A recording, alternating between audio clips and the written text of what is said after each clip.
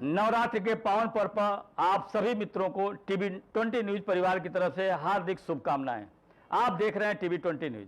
बने रहिए हमारे साथ। मैं हूं अशोक वर्मा।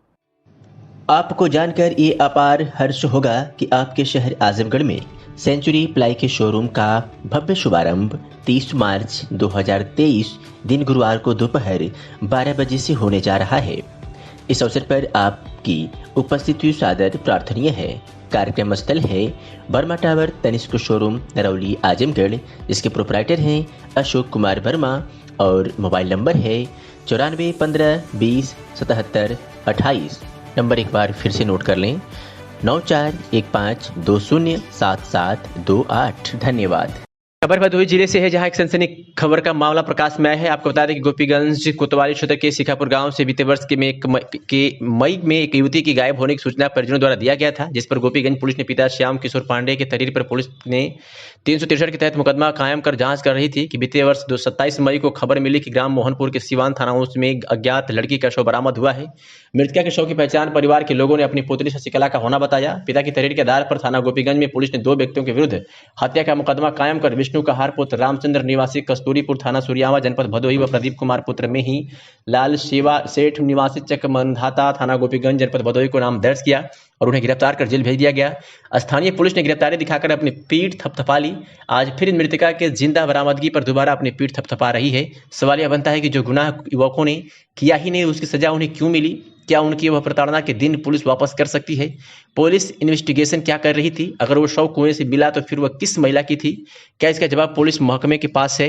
क्या उसको अब पता लगा पाएगी? शायद नहीं। बहरहाल पुलिस ने किशोरी की बरामदगी और गलत सूचना देने वाले और गलत शिनाख्त करने के आधार पर किशोरी के माता पिता श्याम किशोर पांडे पुत्र रंगलाल पांडे व गीता देवी पत्नी श्याम किशोर पांडे निवासी शिखापुर थाना गोपीगंज जनपद भदोही के विरुद्ध 182, 211, 201, 194, 344 भारतीय दंड विधान के तहत मुकदमा कायम कर अग्रिम कार्रवाई में जुट गई है। लगभग 1 साल पहले गोपीगंज थाने में एक 16-17 वर्ष की बच्ची की गुमशुदगी लिखी गई थी और जिसको बाद में एफआईआर में तरमीम किया गया था परिजनों की तहरीर के आधार पर। उसके बाद एक 7-8 दिन बाद एक लगभग उसी उम्र की डेड बॉडी एक कुएं में एक बच्ची की भदोही जनपद में ही बरामद हुई थी। जो गुमशुदा बच्ची थी उसके परिजन, माता पिता और अन्य परिजनों ने उसकी पहचान अपनी बेटी के रूप में की थी और उसके आधार पर उन्होंने नामजद तहरीर देते हुए मुकदमा पंजीकृत हत्या का और अपहरण का 2 लोगों पे दर्ज कराया था।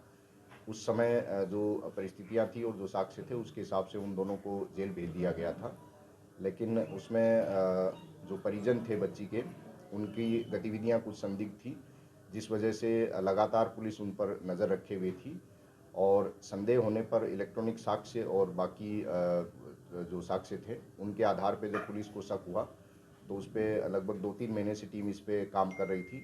बाद में जानकारी मिली कि ये जो बच्ची जो गुमशुदा हुई थी और जिसकी हत्या का दावा किया जा रहा था वो सकुशल नोएडा में किसी व्यक्ति के साथ रह रही है और उसके माता पिता और परिजनों को इस बात की काफ़ी समय से जानकारी है। इस आधार पे पुलिस ने बच्ची को सकुशल बरामद कर लिया है। बच्ची का मेडिकल करा के और मजिस्ट्रेट के सामने उसका 164 का बयान कराया जाएगा। जो माता पिता हैं उनके ऊपर साक्ष्य छुपाने, गलत साक्ष्य देने और गलत साजिश रचकर गलत लोगों पे मुकदमा दर्ज कराकर जो साजिश करी गई है उसके संबंध में उनके ऊपर धारा 182, 194, 201, 211 और 344 आईपीसी की धाराओं में उनके ऊपर अभियोग पंजीकृत किया जा रहा है। इस संबंध में आगे की विधिक कार्रवाई की जा रही है। जो बच्ची का शव मिला था उसकी पहचान का प्रयास किया जा रहा है ताकि उसमें जांच आगे बढ़ सके। अच्छा, ये लड़की अपने घर से गई क्यों थी? क्या इसका क्या कारण था? अभी तक की पूछताछ में बच्ची ने जो बताया है कि वो माता पिता की प्रताड़ना से तंग थी और इसलिए उसने वो घर से बिना किसी को बताए और बिना किसी की मदद के अकेले चली गई थी। सर, किस तरह से तंग थी? मतलब कारण उसका स्पष्ट तौर पे क्या कारण था? उसका कहना था कि माँ जो है उसको टोका टाकी करती है और प्रताड़ित करती है, बात बात पे मारना, पीटना, रोकना, टोकना, इस तरह की शिकायतें उसकी थी। उसकी शादी भी लगभग तय थी, तो क्या उससे संबंधित भी कोई प्रकरण था क्या उससे? बच्ची का कहना था कि उसकी शादी तय नहीं, जो बताया जा रहा है उस